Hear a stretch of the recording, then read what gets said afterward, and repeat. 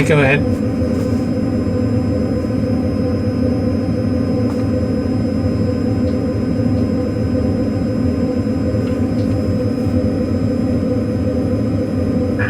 Locking gear.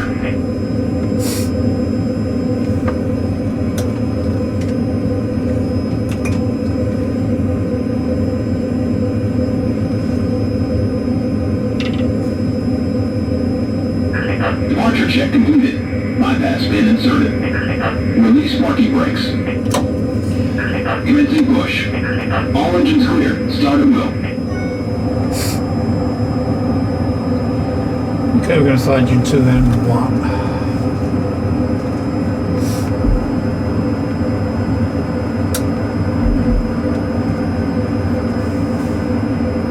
Start 2.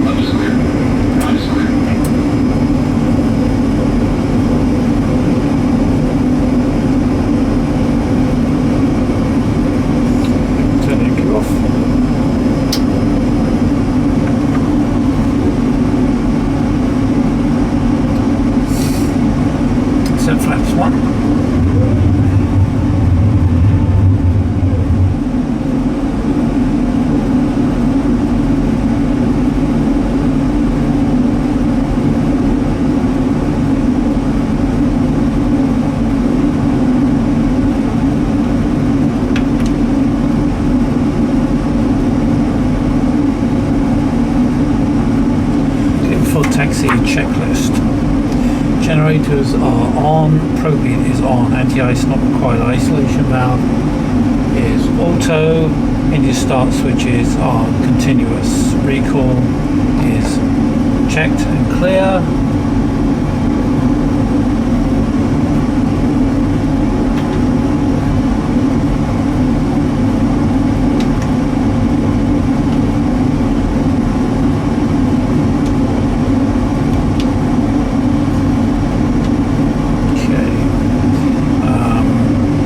Brake is RTO, flaps is 1, green light, engine start levers, idle detent, flight controls are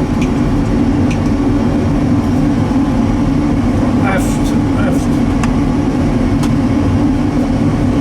Okay, checked, clear, ground equipment is clear.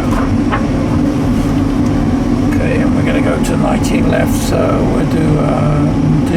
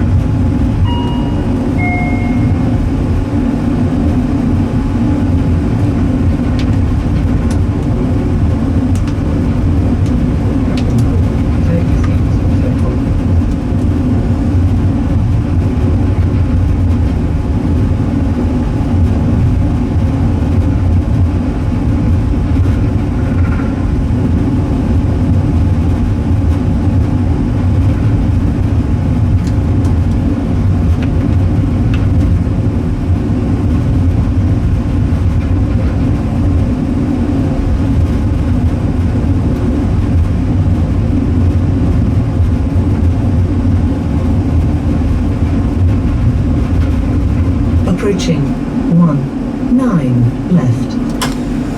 Okay, before takeoff checklist. Engine bleeds are on, packs are auto, landing gear.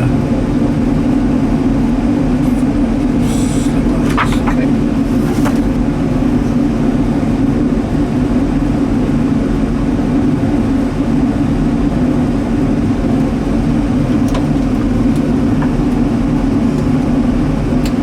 Right, clear left.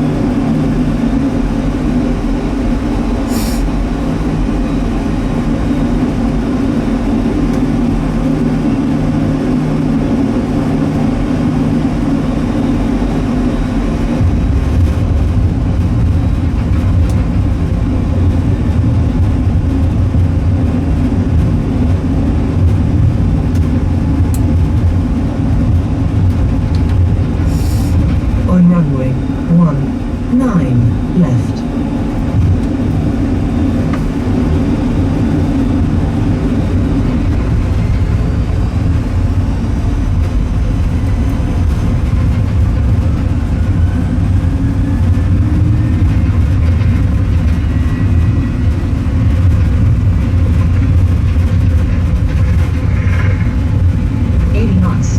Check. Plus set.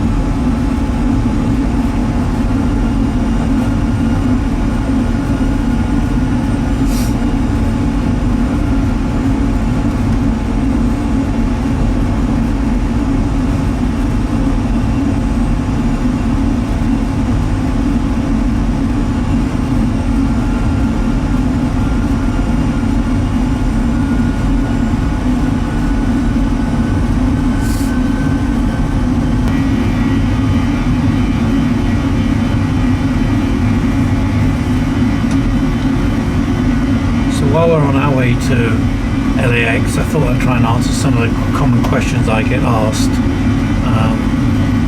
The biggest one is, how much did all this cost? Well, the simple answer is a lot. I haven't actually kept a running total. It might scare me if I did, but it's certainly somewhere between 35,000 and 50,000, maybe even more, especially if you include the three 70-inch 4K TVs and the two 55-inch 4K TVs that I have, and then the 6 computers that I built that power all this. It's certainly a lot of money, but I guess simple answer is this is what I choose to spend my money on, rather than maybe buying a Harley Davidson or something like that. But yeah, it's a lot of money. You can certainly do it a lot cheaper, but I like the quality and also the level of support I get from Flight Deck Solutions.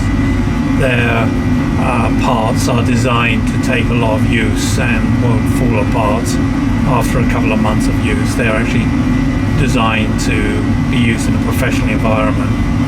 And if I was going to spend this amount of money, I wanted something that, one, would last, and two, works together well, and when I have problems, which is very rarely, I know I can rely on their support to help me out. So yeah, it's a lot of money. You could certainly build it a lot cheaper. You could build it yourself from scratch. You could buy lesser products which are harder to integrate, and it would cost you maybe less money.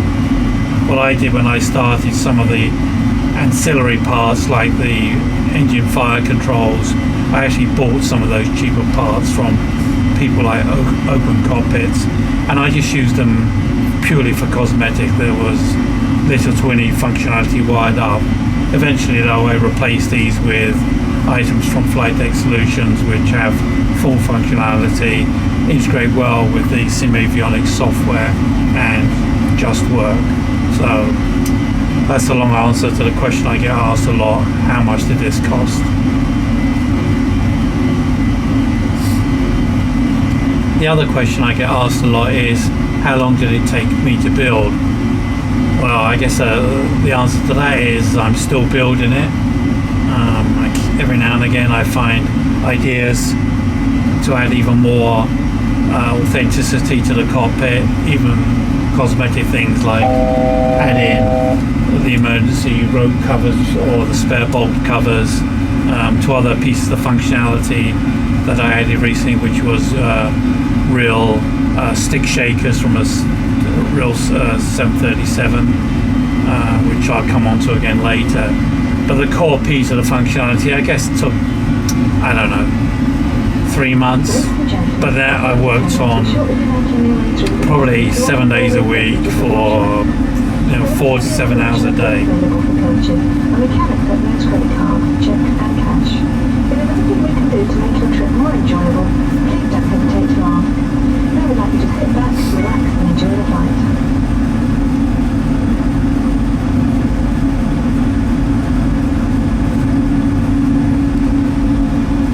The other question or comments I get is usually relating to things I haven't done or done slightly wrong, and a lot of those comments or tips are greatly appreciated. I'm not an expert, I'm not a trained pilot, but some of the things I do, I actually do just to make my workload a little easier. As I've pointed out in comments before, it's some of the things I do aren't as realistic as they could be. But then again, neither is flying a 737 single pilot. So some of the things I do just to make my workload easier.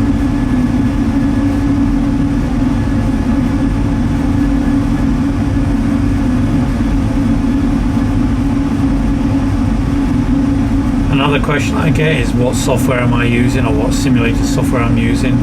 I'm currently using Prepare 3D version 4.4.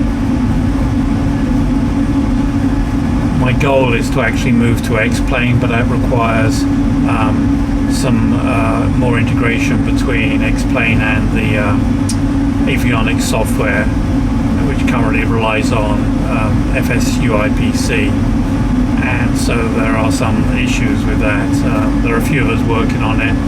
Hopefully in the new year we'll get it working properly, but it's certainly a lot easier to use, a lot easier in a system as complex as mine to have all the screens synchronized and not having to rely on software like Wide View, which is what synchronizes all my screen display screen display computers, which is not terribly good, and it's kind of not supported anymore either, and it certainly creates some of the lags you see sometimes between the various displays.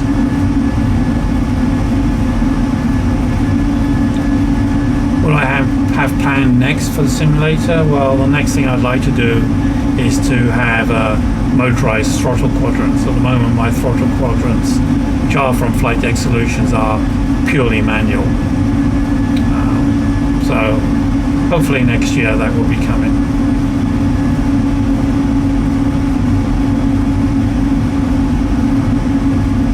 But I guess the two big goals for next year are the motorized throttle quadrants and to be able to move over to X-Plane and have that working reliably and smoothly.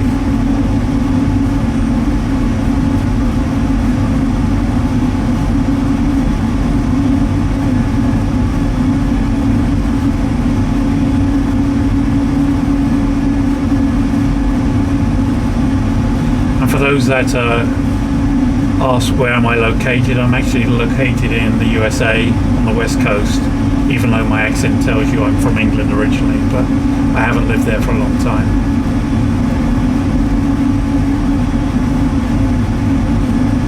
And this simulator is purely for my entertainment. It's not something I, offer people to come and ride in for a fee. It's purely my own private entertainment. One of the things I'd love to be able to do next year, or at some point in the future, is to find someone who lives nearby me who's either a current or a retired, preferably a 737 pilot, who could come and sit in my first officer seat and fly with me, and hopefully somebody I could learn even more from. I'm not a qualified pilot. I've never flown a real aircraft. Everything is self-taught. All the systems in the 737 I taught myself by reading the books, manuals, procedures, watching YouTube videos. I'm not an engineer by background, so but I do like building, so that's why I build this myself. If you don't like building and have the money, Flight Deck Solutions are quite happy to come and do a complete turnkey installation for you, and they do that for many private customers and also for commercial customers. I don't use a projection system.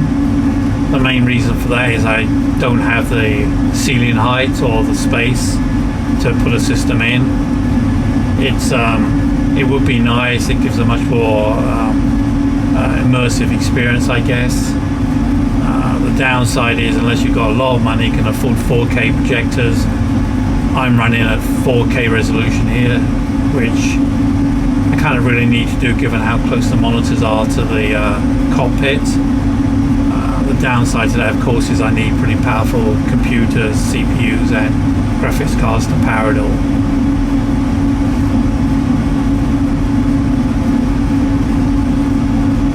And no, I don't have a motion system, which is a question I've been asked a few times. A full motion system for a setup like this would cost into the millions of dollars, I would imagine. And again, I don't have the room or the infrastructure for such a thing. It would be nice though.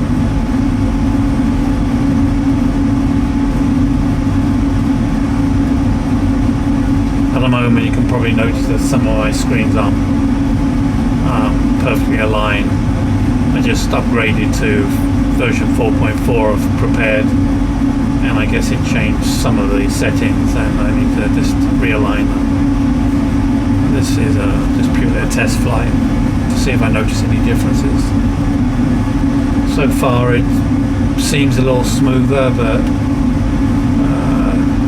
sometimes when I fly it seems smoother than other times, so who knows. Certainly my experience with X-Plane 11 is it's a lot smoother, and because X-Plane is capable of driving networked displays, the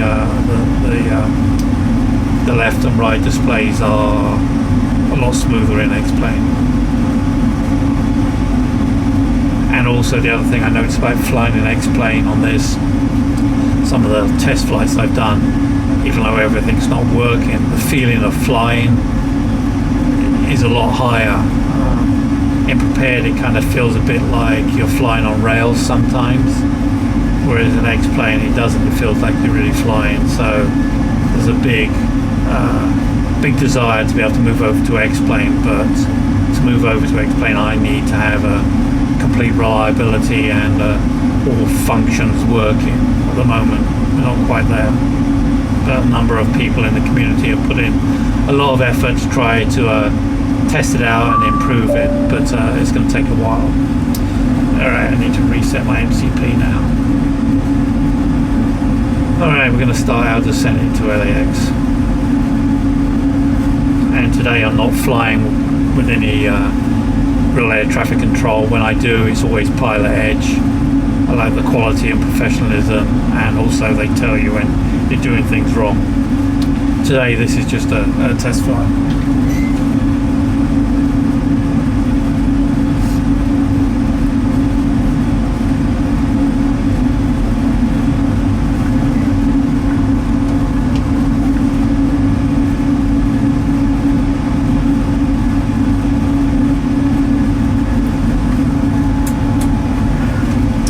So, for example, I've just set an audio brake to 2 now. Normally you would do that much later in a flight, but as the workload increases for me with a single pilot, it's something that sometimes can get forgotten, as are a number of other things.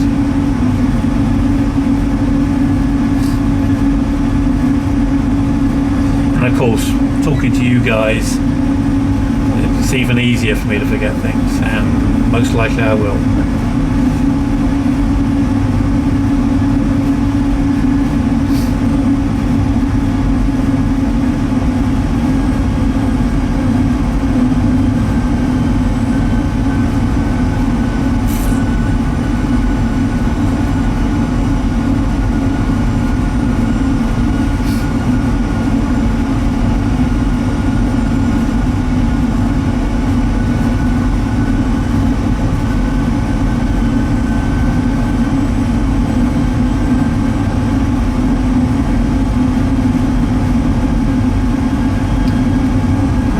Great to be able to see snow on the mountains as we're now moving into winter here, even on the west coast.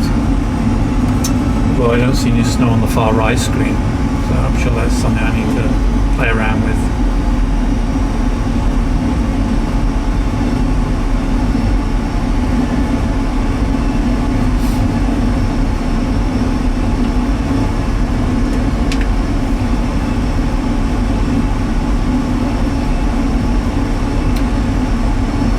As we descend down into LAX on the Angels 4 arrival, I would like to take a minute just to thank all of you who've subscribed. There's recently been a big uptick in subscriptions, which is great. On the YouTube platform now, unless you're over 4,000 hours of views and 1,000 subscribers, you don't get any advertising revenue. With a simulator as expensive as this, every piece of revenue is greatly appreciated, especially when it comes to being able to buy some of the new components like the motorized throttle quadrants, which I'm sure aren't going to be cheap. So thank you for subscribing.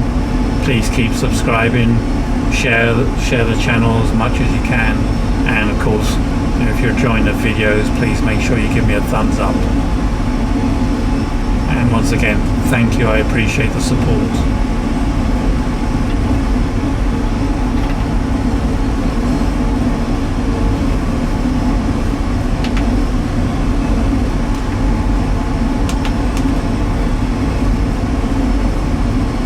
just set in the approach VREF, which I'd forgot to do.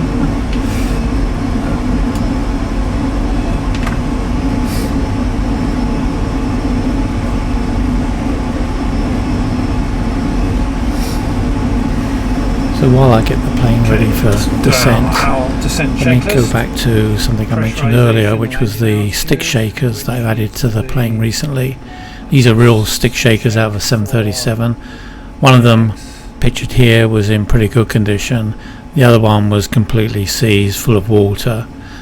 So I took them back down to, in some cases, the bare metal, and others to the primer. Got everything unseized and lubricated, repainted and put together. You also may know that my back, And here you can see the one installed on the captain's yoke. I haven't yet put the little plates with the serial numbers etc. back on, but here you can see me pressing the stall warning test button. You can hear the sound, and here you can actually see the stick shaker working. And the yoke actually vibrating. It's slightly lower than in the real aircraft because I'm running them at 24 volts rather than I think at 36 volts, but it's certainly plenty enough for my yokes. Anyway, back to the approach to LAX.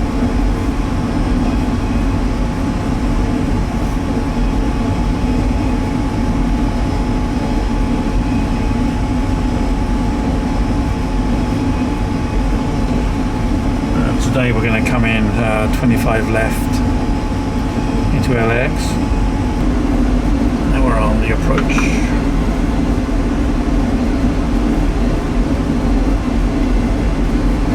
Okay, flaps 1. Cabin crew, take your seats for landing.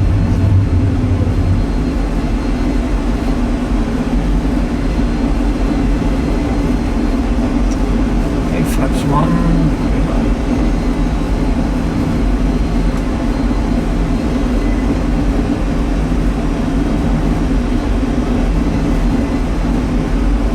Flaps 5. Speed check.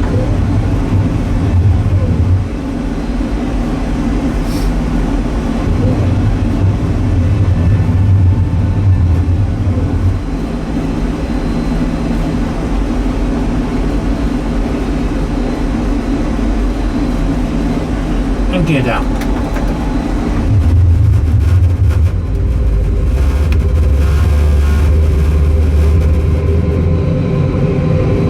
Gear down, 3 green lights. And flaps 15.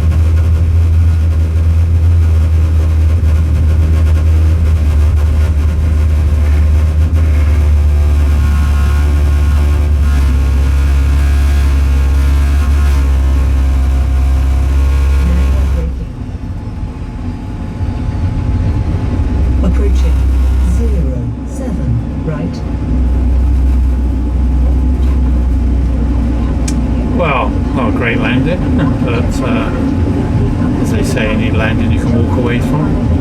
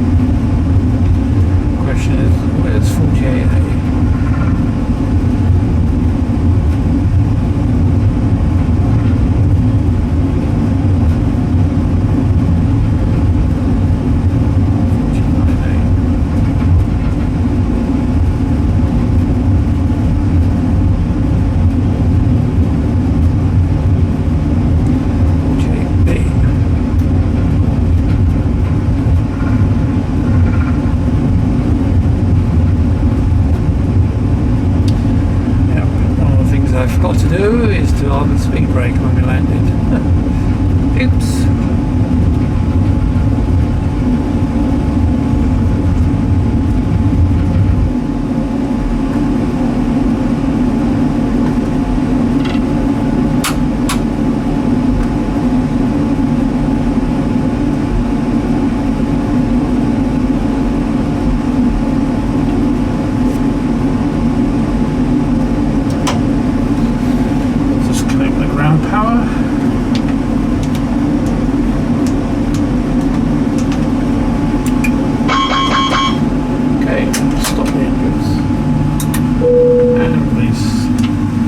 The passengers. Anyway, far from a perfect flight, so don't judge me too critically on that. It was more an opportunity to try to answer some questions, and in a couple of weeks I will be making a new flying video. If people have any suggestions for flights they'd like to see, obviously I'm based in the US, so I have a preference for those, but happy to try other things. And I guess the only other stipulation I would say is, don't make them transatlantic, or you would do that in a 737 or transcon type flights. Try to keep them to an hour or so, otherwise they get very boring. And I guess that's one of the other questions I get asked often is, why did I build a 737 and not a 747 or a 777 or even a 787, which weren't really available as parts to build when I built this? And the simple reason is, well, two reasons really. One, there's a lot more parts available for 737s, although Flight Deck Solutions do have parts for 777s, 747s, 787s, and now the 737 MAX. The other reason is, the fun in flying is mostly to do with the taking off and landing, and what I really don't want to do is spend 5 or 8 or more hours sitting in the simulator doing long flights, which is going to be terribly boring and tiring. So with the 737, it's not unusual to have flights of 1 or 2 hours as being their normal bread and butter type flights.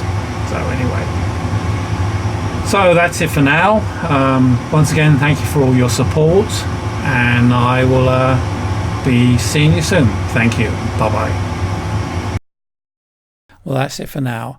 And if you enjoyed the video and haven't done so already, please subscribe and click on the little bell to be notified of new content, and also consider giving the video a thumbs up. Thanks, and see you next time. Bye bye.